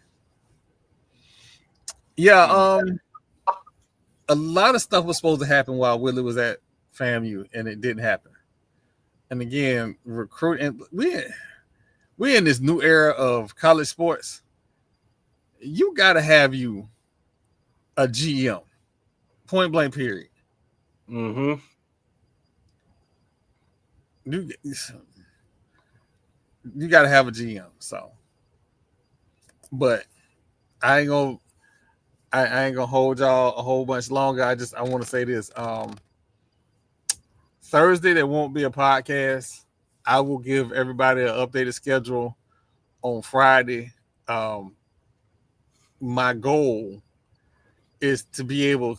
I podcast from the wonderful solitude of my tent outside. After I have this surgery, I don't know if I'm going to be able to make it. So we're gonna see. We're gonna see. I'm sorry. I don't know if I'm gonna be able to make it or be allowed to come out here after I have surgery. I'm gonna say it that way. So we'll do an updated schedule. After that, I would love to be able to talk about both the NCAA playoffs and the upcoming football playoffs. That's this weekend. Yep, that's this weekend. Long as that school in Daytona, I'm sorry, that's school in Daytona. That school in Coral Gables, long as Coral Gables HOA lose, I'm straight. Texas A&M versus Miami. You said it right. Texas A&M versus Miami. You got Alabama versus Oklahoma. You got James Madison and who do they have? That James Madison matchup is crazy. But I like it though. I don't like that the Ibis are in. But the fact that in the last game you got Tulane versus Ole Miss. Ole Miss. Tulane got a shot, man. Tulane do have a shot. James Madison played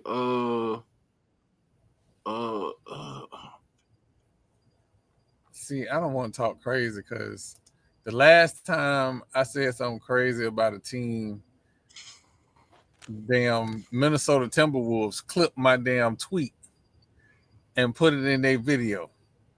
Oh, James Madison played Oregon. Oregon, yeah. Yeah, they got to fly cross country and play Oregon Saturday.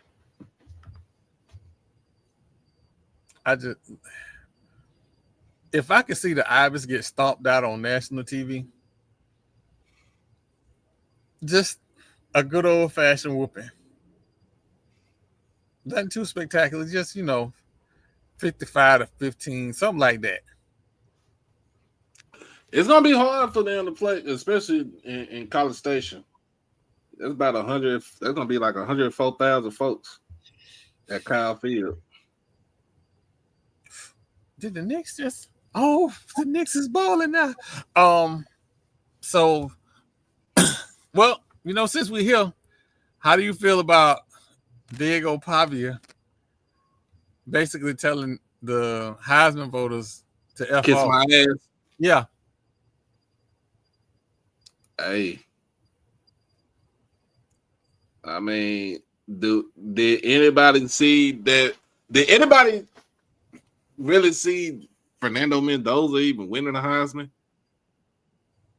No, because I didn't see him. I mean, yes, he is QB for the number one team in the nation now because they beat Ohio State at the end of the season, in the Big Ten championship game. But Diego had got that it factor. Jeremiah Love for Notre Dame has that it factor. The running back. Who's the other player? Oh, Julius Saying. Yeah, freshman QB. I really knew he wasn't gonna win it. I mean, he still got time. Like you just a true freshman.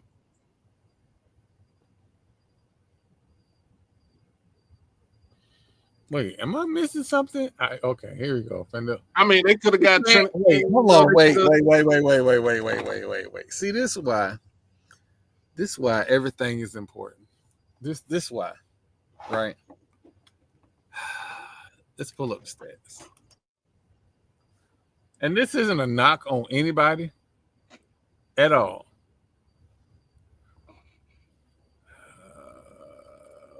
Let me pull up the Vandy kids numbers. What about Trinidad Chambers? He could have been in the. All right. So we here. Let's talk about it, right? Fernando Mendoza had 2,980 yards, 33 touchdowns, 6 interceptions. Had a 88.5 QBR, right? Mm-hmm. Let me see how many rushing. He had 240 yards rushing this year. I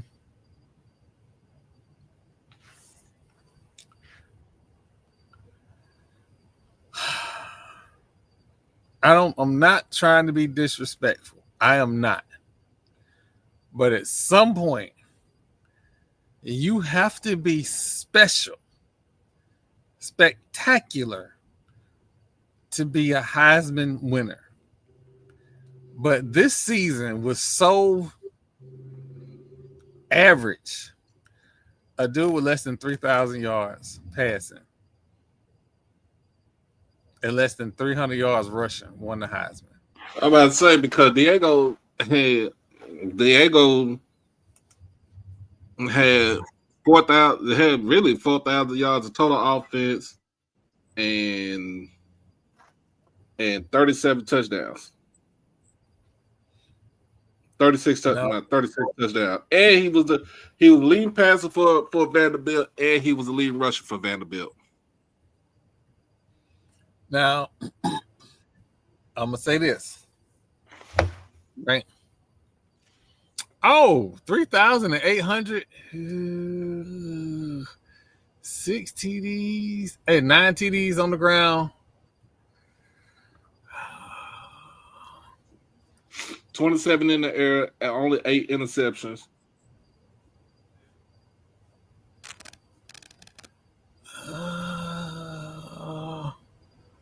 Completed 71% of his passes.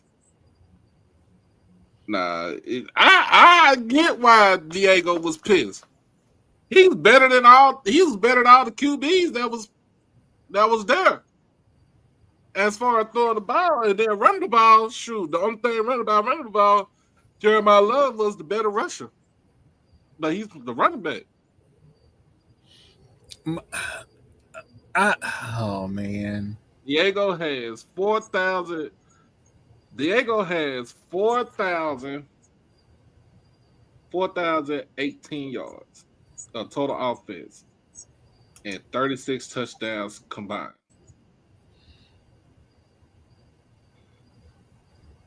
Did you take it in consideration that he didn't beat what they lost to Texas, they lost to Arkansas, they lost to Alabama.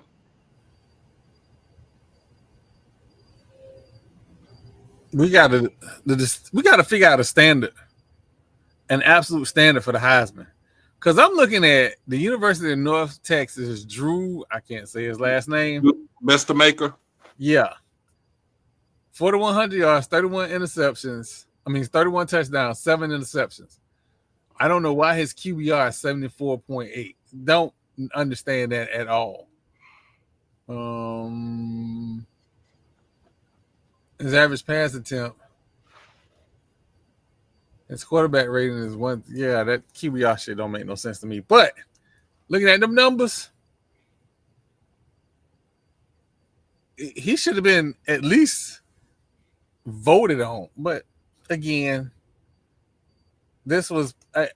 I'll be honest, this was probably the hardest Heisman Trophy campaign ever.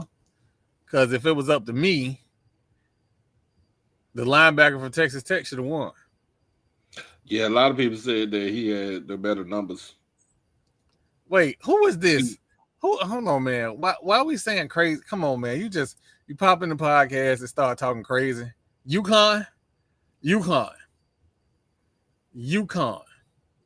do not have the football budget to compete on this level. They won't be the best in football at anything. They won't have the best third string kicker. What are we doing?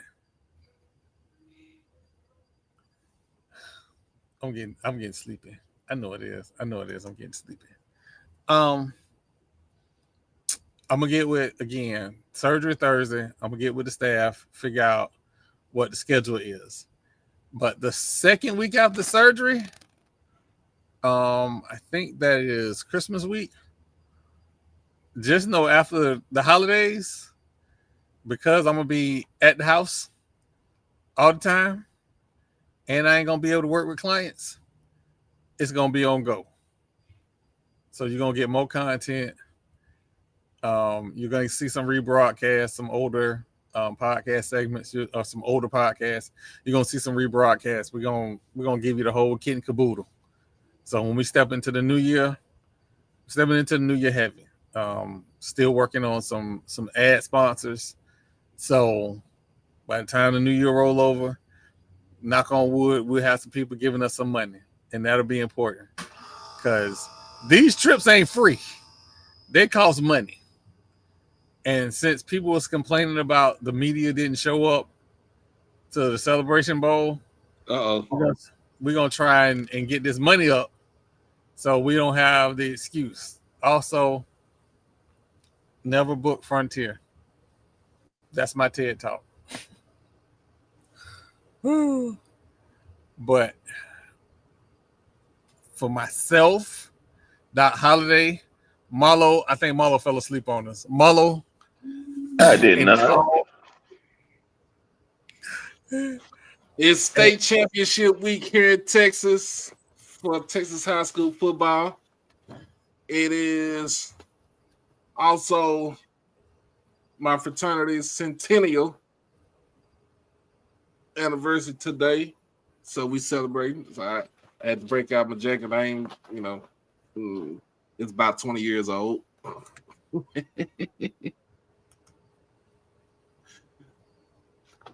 So Saturday morning, I will be at AT&T Stadium watching South Oak Cliff take on Randall High School from Richmond, Texas. And then you got the 3:00 game, which is Duncanville. They're going up against North Shore again for like the 6th time in a row. And then the nightcap would be DeSoto taking on Houston CE King in the nightcap. And then you got your 5A Division 1 and 4A Division 2, and 4A Division 1 is on Friday. So state championship week starts tomorrow. So all the schools are coming in from 6-man football all the way to 6A football.